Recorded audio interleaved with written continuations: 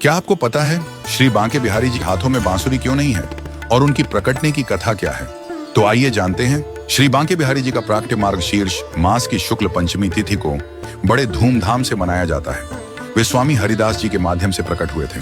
स्वामी हरिदास जी, जो प्रसिद्ध संगीतज्ञ तानसेन के गुरु थे, अपनी मधुर आवाज से श्री कृष्ण के हृदय को आकर्षित करने में सफल हुए। उन्होंने 12 साल तक निधिवन में भजन गाए और अपना पूरा जीवन बिहारी जी के चरणों में लगा दिया, जिससे श्री कृष्ण ने स्वयं श्री बांके बिहारी जी के रूप में प्रकट होने का निर्णय लिया। स्वामी हरिदास जी ने श्री कृष्ण और राधा जी के मिलनसार रूप को बांके बिहारी का नाम दिया। स्वामी हरिदास जी के गुरु स्वामी विशुद्धानंद देव जी ने स्वामी हरिदास को पहचान लिया था और कहा था कि वे राधा जी की प्रिय सखी ललिता का अवतार हैं। जब श्री बांके बिहारी जी प्रकट हुए तो उनके साथ राधा जी भी थीं। राधा जी ने स्वामी हरिदास से कहा कि वह उनकी सेवा करें, लेकिन स्वामी हरिदास जी का शरीर वृद्ध था और वह दोनों की सेवा एक साथ नहीं कर सकते थे। तब राधा और कृष्ण दोनों एक साथ समाहित हो गए। इसके बाद स्वामी हरिदास जी ने एक आकार में सेवा करने की विधि की शुरुआत की।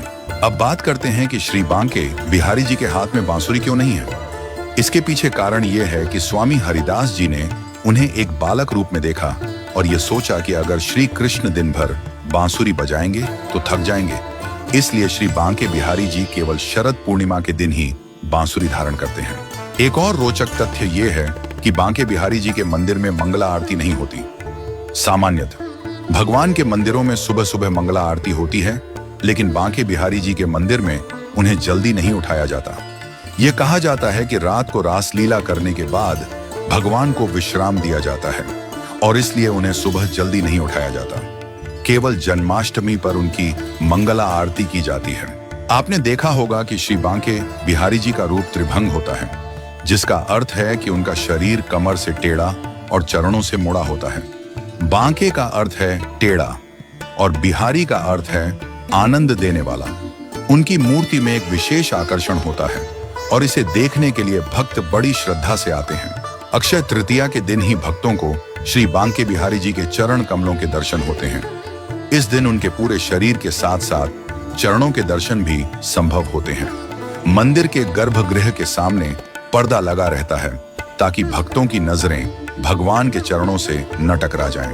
एक दिलचस्प कथा भी है कि एक भक्त जो भगवान के दर्शन कर लौट रहा था, भगवान के प्रति अपने प्रेम में रोने लगा। भगवान बांके बिहारी जी ने उसकी भावना को समझा और मंदिर के पर्दे के पीछे से उसकी श्रद्धा के अनुसार निकल पड़े। अगर ये दिलचस्प कथा आप सुनना चाहते हैं तो कमेंट बॉक्स में बांके बिहारी लाल की जय अवश्य लिखें।